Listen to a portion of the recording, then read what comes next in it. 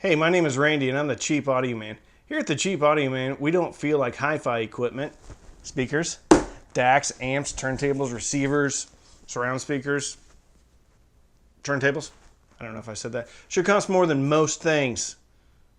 And these do. This is the Klipsch Heresies. These cost more than my first car, which is a 1979 Dodge Aspen RT. Cost more than taking the family on a vacation in another country, and they also cost more than my third wedding, and definitely my second divorce. So, grab a cup of coffee, sit down, and let's talk about the Klipsch Heresies.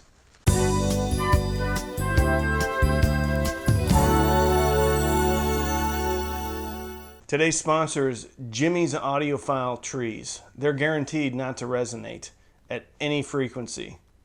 Not only are they good for audiophile trees, you can also use them to decorate your house around the holidays and then try to pack them up and have them break because they are very brittle. Okay. Klipsch Heresies. Made in America. Handmade in Hope, Arkansas. Come in 3 colors. Black, which I don't know why you'd want to get these in black. Cherry, which is pretty cool looking. And then the walnut, which is what we have here. They also have really cool looking grills. Yeah, they're magnetic. Quite nice. The Heresy have a 1-inch titanium dome tweeter loaded in a Tractrix horn, a 1 3/4-inch polyamide mid-range driver, also in a horn, 12-inch, I think it's paper, feels like paper, 12-inch woofer. They're rear ported. They also have bi-amp or bi-wire capability. All right, and the binding posts on the back are really cool looking. They're handmade in Hope, Arkansas, and they have veneer on them. And they matched up the veneer, so it's seamless. Thank you, Klipsch. I think probably everybody should be doing that. If they're going to veneer a speaker, go ahead and match up the grain. But we appreciate the effort. Okay. Rated at 48 hertz up to 20,000 hertz. 99 dB sensitivity. Okay. I was running these off the Vista Audio Spark, and then I also ran them off the Rysong A10 tube amplifier. They're pretty efficient. Okay. 99, I don't know, but they're really efficient. Okay. Probably the most efficient speakers I've ever had. They're 8 ohms, and they weigh 45 pounds apiece. Okay. Meant to sit on the floor. They have a built-in little angled stand thing to put them on the floor. It's not a stand, it's part of the speaker. They angle up at you, but a lot of people like to put them up on their own stands. Okay. Okay. How do they sound?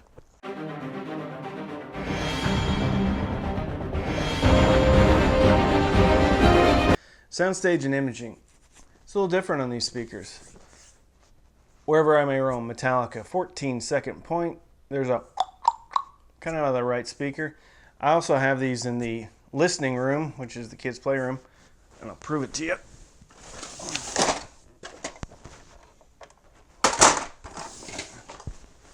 Listening room. Anyway, there's pretty consistent sidewalls on the boundaries here, and it lends itself to very good soundstage. With Wherever I May Roam, it, instead of coming way to the right, it came way behind the speaker. And I'll say that this doesn't soundstage like any speaker I've had up here. It's very different. It's not bad in any sort of way. It's just quite different. And everything is kind of different levels, and it's very interesting and it's very cool. Center imaging is locked on. The chain, Fleetwood Mac, everything's dead center. Stevie Nicks and the bass drum and stuff. Chocolate Chip Trip by Tool moved seamlessly, and then, you know, once it got to the other speaker, then it started going back and up and everything. Hello by Adele. You know, her voice was, again, the soundstage was down, but that makes sense because the speakers are on the floor pointing up. I did bring them up and put them on some small stands. I mean, it was just kind of makeshift stuff, just so I could get them off the floor and hear what they sounded like. And of course the Soundstage came up. But this kind of defies what I've seen in a traditional speaker that, well, any of the speakers that I've listened to as far as Soundstage. Lateral Soundstage, very similar, but with Wherever I May Roam, it was different. Nirvana off the MTV Unplugged, things were forward and aft in a different way than I've heard. Okay. Couldn't find my R2D2 coffee mug. Let's talk about bass.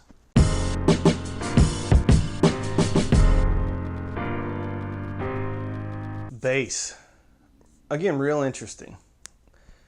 You think with a 12-inch woofer, and it being reported that it would just blow the doors off. And the bass is very prominent, and I would say that's probably around the punchy area, okay? So like bass drums, things like that. It's usually around, that's 90 to 70 hertz, thereabouts. So I felt a lot of punch on this thing. Roll off, not as great as even some smaller speakers. So Intergalactic by the Beastie Boys didn't dig deep. Now, it punched and it filled the room, and because I think it has to do with the 12-inch woofer, but it just doesn't have the roll off or the extension that I've heard from a lot of other speakers, which are actually a lot smaller. Now, as far as texture, tone, and how it sounds and everything, very good. Miles Davis, So What, the stand-up bass was very good, very clear. There's a lot of bass clarity here, which I've heard on the CSS Creightons. I've also heard that on the XLS Encores by GR Research. So that it checked the box on bass clarity and it checked the box on tone. Bass was, again, interesting and a little bit different than I've heard before. Let's talk about mid-range.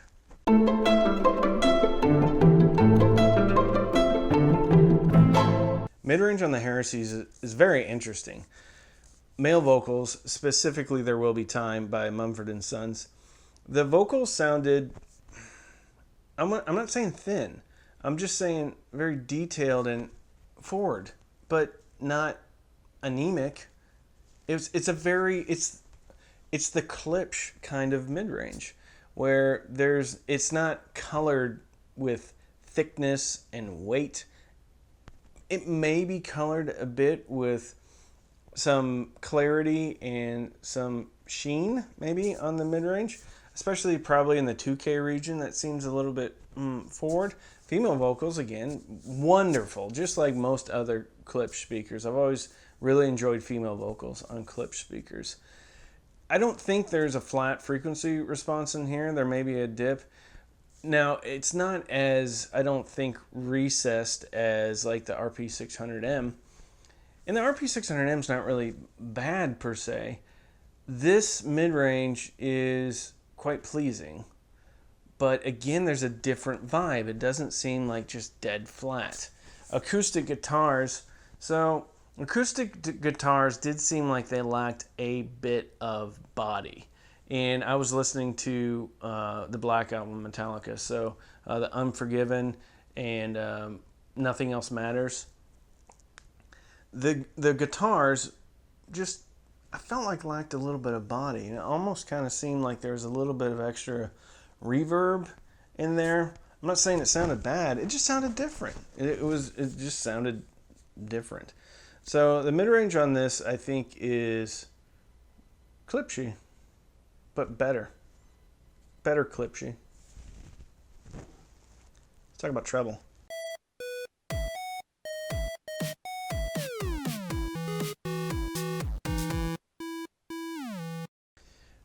Treble's pretty awesome on this. Centerman, Nina Simone, the 16th notes at the beginning. Very realistic, very apparent and present, and I would say separated from the rest of the soundstage. And not in like a forward standpoint, just separated. It just seemed like a bit removed from the rest of the soundstage. Another Way to Die, Jack Black, and Jack White. I always say Jack Black. Jack White and Alicia Keys. Do, do, do, do. Ba, ba, ba, ba, ba, ba, ba. So, piano's very good. very good. Cymbal decay also very good, very pronounced. Again, on Africa, that seemed like it was just a little bit separate, just kind of out there in space. So treble's really good. Not sibilant either. So Alanis Morissette off the MTV Unplugged, King of Pain. That song has a tendency to be a bit shibboleth on certain speakers. Again, very apparent, but not shibboleth. So pretty impressed with the top end, the treble. Good job. What are my final thoughts?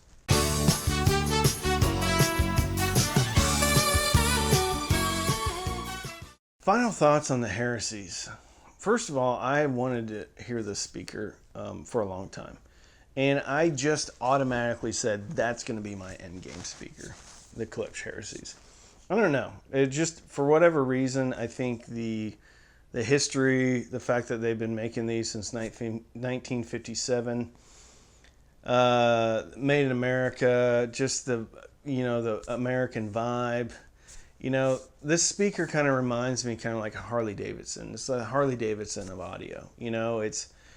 It's just remarkably Klipsch, remarkably American, without compromises, without making any excuses. And just like Harley Davidson, there's other motorcycles out there that are objectively and subjectively better. It doesn't make a difference because it's a Harley. It doesn't make a difference because this is a Heresy. It's different. This is a different speaker. It sometimes is a bit picky about what song you're feeding it. I did notice it didn't play everything great. It played everything good, and some things it played them in a sublime fashion. Different speaker here, and it's doing things differently than I've heard from anything else.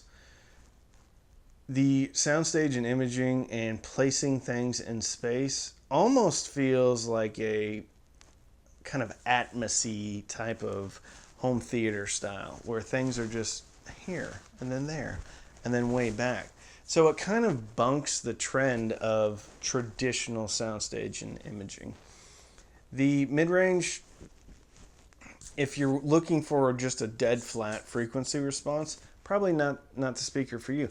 But I will say, I kind of like a flat mid-range. If anything, I like maybe a little bit of fullness in male vocals or whatever.